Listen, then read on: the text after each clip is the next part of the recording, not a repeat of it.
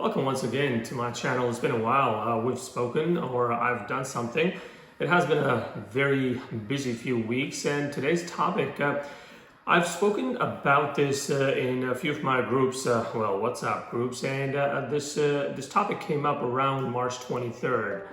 And decided we had some conversations back at that time, one of my groups, a group of friends and folks that I work with.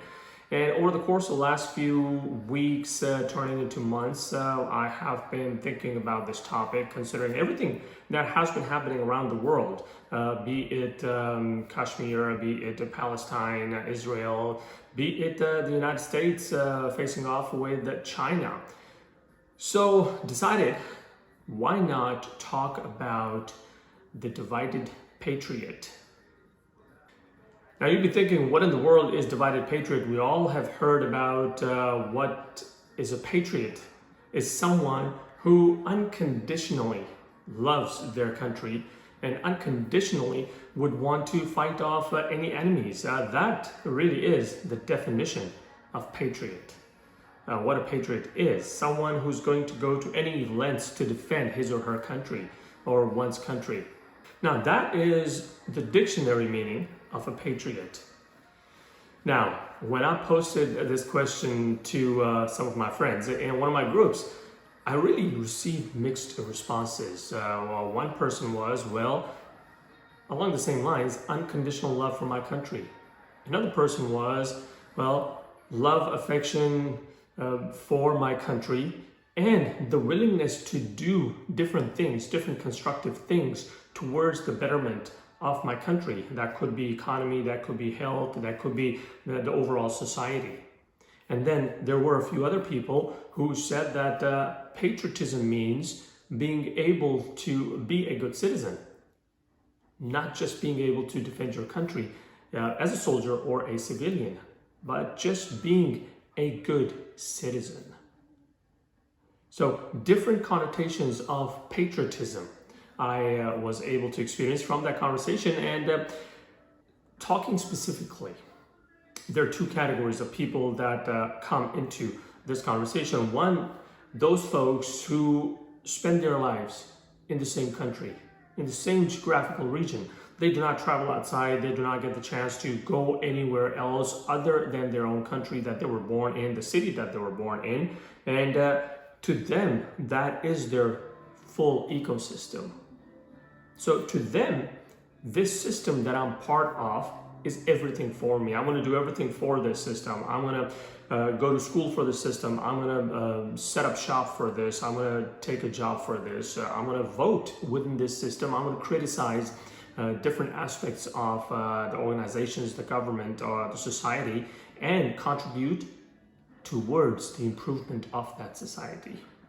So in that context, it becomes very easy what a patriot is, or it's a very single-dimensional definition of a patriot.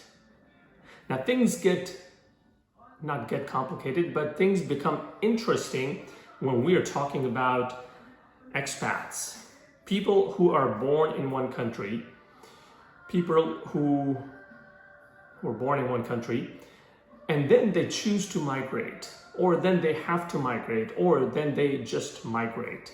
So they have a home country, country of their birth, country of their parents, their native country, and then they have an adopted country, country of their choice, home of their choice, where they come, where they travel to, they set up their home, they set up their shop, they set up their careers, they marry, they have partners, they have children, they establish their legacy, some more on legacy. So they set up their families and their whole ecosystem. So they were part of one ecosystem, say maybe for 20 odd years, 30 odd years, depending on when they travel outside. And then they take everything, or they may not have taken anything for that matter. They may have just taken one backpack, maybe say $100, $200, and just traveled across the Atlantic, across the Pacific, across whatever ocean you want to put in here for that matter. But the point is, they travel and they come to this new country. They become part of this country. So now your soul your very existence is divided, or it may not be divided. And that is the premise of my conversation and a few questions that I had. And the first thing is the baggage that these expats bring. It could be negative baggage, it could be positive baggage. Negative baggage in terms of the wrong habits, the habits that could lead someone to just deteriorate the society, the social norms, not stopping at a traffic light, bribery, or just manipulating the system, or nepotism as being a very integral part of the system. So that's negative baggage. Then there is some positive baggage. Positive baggage means the qualities that the person brings over to this new home to strengthen their presence, to contribute positively to this new society, to this new set of friends, to this new family that they create. It's going to be a completely new set of friends, but that positive baggage, that reinforcement of the positive baggage, and that cancellation of negative baggage establishes that new patriot. To what extent it keeps the old one intact is still to be seen.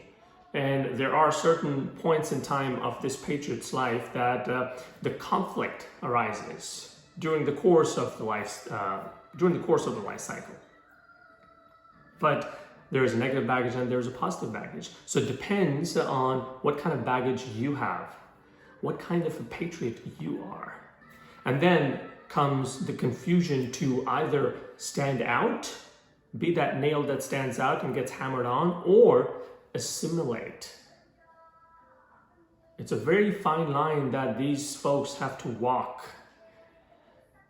I mean, if you're one of those, you probably might be thinking of a lot of things that you've had to balance on other sides, or maybe just keep your mouth shut during those conversations. Or maybe you happen to be one of those individuals who is very vocal when it comes to your country of birth versus or your country of choice, your birth nation and your nation of your choice.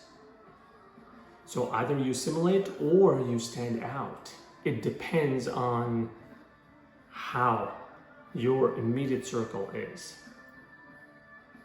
It also is determined how your immediate circle receives you, perceives you, also determines whether you choose to assimilate or whether you choose to stand out and establish an identity for yourself. Now that identity could be as the expat, or that identity could be as the person who came over, kept that original identity, and then added on this second identity. And then these two personas combine to form one person. Now, which one are you? I really would want to know. Do you still have those conflicts in your head, in your heart, when there are certain things happening around the world, certain conversations happening at your workplace, at your educational institutes, at your place of your worship, or even amongst your family and friends? The conversations, the water cooler discussions. What kind of a patriot are you in that regard? Moving on, either we go with the melting pot scenario or the kaleidoscope, where melting pot, everything just gets dumped into this pot. Everything gets dumped into this pot. Where the kaleidoscope, you've got a picture, but you can identify certain parts of that picture, of that frame. And even though that picture is one, the individual parts stand out.